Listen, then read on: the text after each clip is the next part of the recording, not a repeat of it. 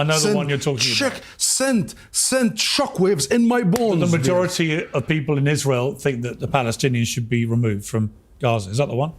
What is going on, everyone? Welcome back to the channel. And today we have one that genuinely had me sitting forward in my seat the entire time. Piers Morgan, someone who spent the early part of this war firmly in Israel's corner, sits down face to face with Palestinian Ambassador Husam Zomlot. And what unfolds is not your typical back and forth. Piers starts pressing on journalism bans, settlement expansions, and the future of Gaza. And Husam responds with personal stories, hard statistics, and arguments that are very difficult to dismiss. At one point, a poll comes up that visibly shocks Piers on camera, and by the end of this interview, Piers himself says something that I do not think anyone expected to come out of his mouth.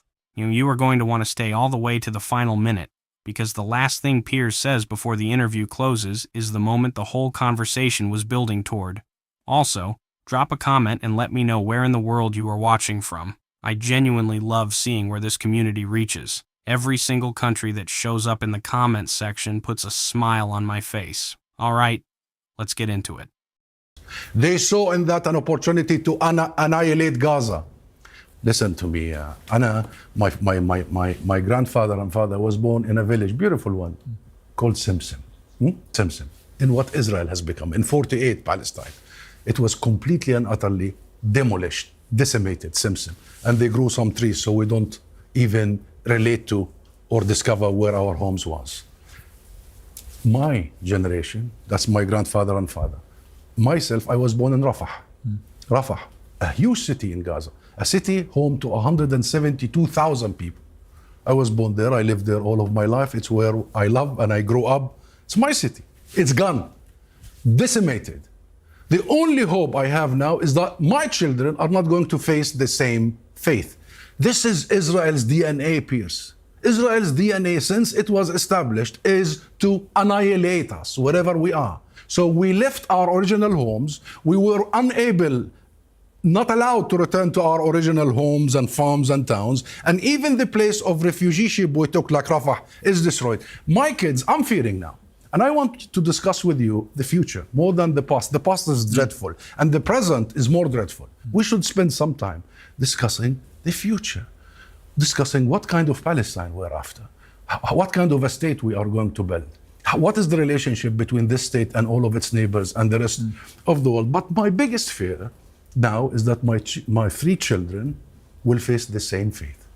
They will also go, perhaps live in a West Bank city, say Jenin or Tulkarem or El Khalil, and they will be faced with the same fate. 3 generations on. That city will be destroyed again, decimated again. And guess what? I hear you. It is happening in the West Bank. I hear you, but 50,000 people have been displaced from Jenin and Tulkarem. I hear you. It's happening. And I think not just in Gaza. By the You're way, discussing with me Hamas. Hamas is not in the West Bank. I know. I'm about to tell you that I think the announcement only last week of the expansion of 22 new settlements in the West Bank was completely outrageous and shameful and illegal, and Israel should not be doing this. I completely concur. But above all that, deliberate. It's shameful, it's illegal, it's immoral, it's criminal, but it's deliberate. And the question is... Of course it's deliberate, but let me throw this back at you. You talk about a concern for your children. I get that. You don't want them to have to go through what you've been through in your family and the rest of it. But Israelis who endured October the 7th, they don't want to have to go through anything like that again. And I get that too. I understand that Israeli people have been living in terror since October the 7th, traumatized, genuinely. Okay. In a way that I know many Palestinians have been traumatized by the bombardment that's come back. Okay, but what do you say to them? Okay. How do you guarantee, as part of a new state of Palestine, which I agree with, I think there should be a 2-state solution, but as part of that, how do you guarantee to Israelis they're not going to wake up one day again and have 3,000 people pouring over, trying to kill everybody they can get their hands on? Number one, they have gone through one day that was difficult for all of them, traumatic. Well, they've been through many days. Let them think of the Palestinian people. Let them think. Let them feel. Let them sympathize. Let them see themselves as fathers and mothers and sisters and siblings. Let them see themselves as neighbors, not just as occupiers and colonizers and supremacists. That's number one. Number two, revenge does not get you anywhere. Even the the strongest supporter of Israel, a self-acclaimed Zionist, that is President Biden himself, said just a day after the 7th of October, on the 8th of October, he said to Netanyahu publicly, and he said it on TV, don't repeat our mistake on September 11th. Don't go after your rage. Don't go for revenge.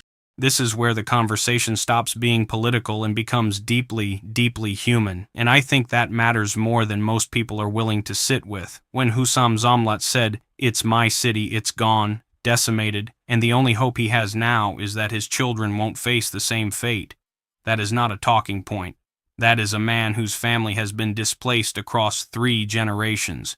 His grandfather lost a village in 1948. He himself was born in Rafah. And now, that city is gone too. Same pattern, different decade. And here's what people don't realize about that pattern. It is not random. It is not the unfortunate side effect of conflict. Husam describes it as a consistent, repeating direction. And when you look at the documented, verified historical record from 1948 onward, the displacement never fully stopped. It slowed. It paused. But the direction never changed. Then Piers, someone who came into this war firmly defending Israel's right to respond, looks at the expansion of 22 new settlements in the West Bank and says it's shameful, it's illegal, it's immoral, it's criminal, and then adds the one word that changes everything: deliberate. That word matters more than people realize, because accidental harm and deliberate harm are not the same thing, not legally, not morally, not historically. And when your own supporter, someone who defended you loudly, starts using that word, you have to ask yourself, what does that tell you about the direction this is heading? And then Husam brings up something even the most pro-Israel voices warned against at the time. Don't go after your rage. Don't repeat the mistake of revenge. That warning came from the highest level, and it was ignored completely. And look what Netanyahu and Israel did. They completely went beyond what America did in Iraq. They went for genocide, annihilation, extermination, defeating the Palestinian people's quest. The aid mechanism they are setting up there is a death trap, only primarily to defeat our spirit. Now, the Israeli public, I tell them, what kind of future you want? And this isn't about Netanyahu. I was reading Haaretz only a couple of days ago, 2 days ago. There was an opinion poll that shocked the core of me, shocked every bone. I know the one you're talking about. Sent shockwaves in my bones. The majority of people in Israel think that the Palestinians should be removed from Gaza. Is that the one? Yes. Yeah. 83. I was shocked. 83%. Yeah, I found that shocking. 83% of a society wants to annihilate another society. The genocidal genes in Israel is very scary for them before us. For them before us. And in the same poll, more than half of the Israeli people want to get rid of non-Jewish citizens of the state of Israel. The Palestinian Christians and Muslims in Israel. What kind of a society? When people talk about Netanyahu is the product of a society that has completely and utterly shifted not only to the right, but to the extreme. I don't disagree with you. Fanatical. So Yeah. to the And Israeli, I also think Netanyahu is acting, I think, now completely in self-interest. so to the Israeli society, this is the last. Think of Yeah. us not just as threats. We are the biggest opportunity. We are a very special people, very well educated. You know that we have almost zero illiteracy rate. You know Gaza has one of the highest education rates. Do you know that we have the highest PhD per capita graduates worldwide? But you Do you know how proud I am as a Palestinian? But you know what you had, the problem? You know the problem? This is the part that genuinely stopped me, because we spend so much time arguing about leadership. But Husam shifted the conversation to something far more uncomfortable. He shifted it to the people. He referenced a poll from Haaretz, Israel's own newspaper. And Piers didn't push back. Piers said it sent shockwaves through him too. The majority of people surveyed believe Palestinians should be forcibly removed from Gaza. And then the number that made the room go quiet, 83%. You have to understand what that number means, not just politically, historically. When public opinion inside a country shifts that dramatically toward the forced removal of another group, that is no longer a government policy problem. That is a societal values problem, and those are far harder to fix than replacing one leader.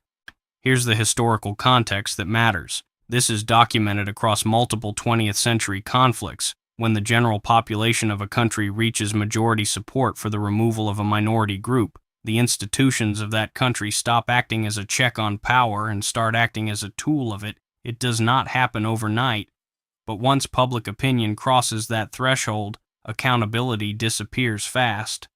And Husam goes further.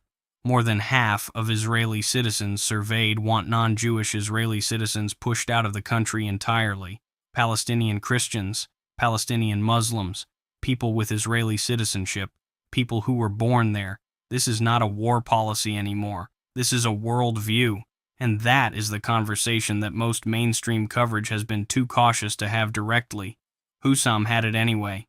And Piers, to his credit, did not flinch from it either. The people that were governing Gaza in the last 20 years, they took billions of dollars, which could have made the Palestinians' lives so much better, could have definitely helped with all the dynamics of education and health and art and culture and all those things. And instead, they spent the 20 years building a tunnel system and planning a massive terror attack, which they knew when they launched it was going to cause the deaths of tens of thousands of Palestinian civilians. That's the problem. I hear you. But to the Israeli public, Palestine has its legitimate representation. And the Palestinian, the PLO, the PA, the state of Palestine has never left Gaza. Education was funded by us. Health was funded by us. So Gaza was not governed by a group. Okay, there was a security issue in Gaza after what happened in 2007. But Gaza was never, we never left Gaza for another group to govern. However, to the Israeli public again, think of the potential. The youngest population, most educated, most tech savvy. You know, in the West Bank now, our youth are producing $500 million every year. And $500 million is small, but in our situation, $500 million. Given the restrictions, the dismal situation and the occupation and the restrictions that, you know, this is a big, we have 200 tech incubators and startups that are now linking to the biggest companies. Listen, let me make it clear. There's nothing. So we've run out of time. And by the way, I'd like you to come back again soon. I'd like to talk to you more about what the future would look like. I genuinely would like to have that conversation with you about what the future might look like at the end of all this, because I think that's a really important question for you and for other Palestinians to really wrestle with and work out what that future looks like. I want a great future for Palestinians, especially for the young Palestinians. You've got such a young population. I want them to have all the rights that I have, genuinely. And that's why I want this war to end. And I see at the moment no desire on the part of the Israelis to do anything that will bring it to an end, or that doesn't involve, according to half of their cabinet, from what they're saying out of their own mouths, the removal of Palestinians completely, which I think is a form of genocide. Now this is where Piers does something that I genuinely did not expect, and it defines the entire closing of this conversation. He turns to Husam and says, "Look, the people who governed Gaza for 20 years took billions of dollars.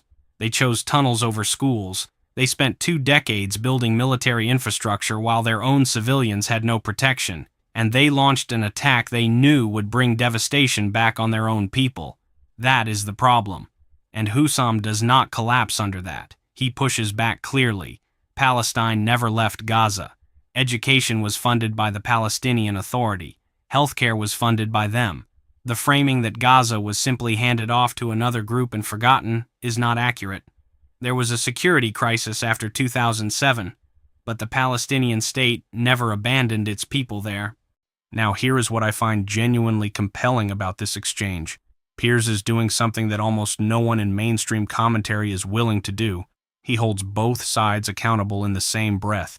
He already called the settlement expansion deliberate and criminal, but he is also not pretending that the leadership that governed Gaza chose its people's welfare over military ambition. He refuses to give anyone a free pass.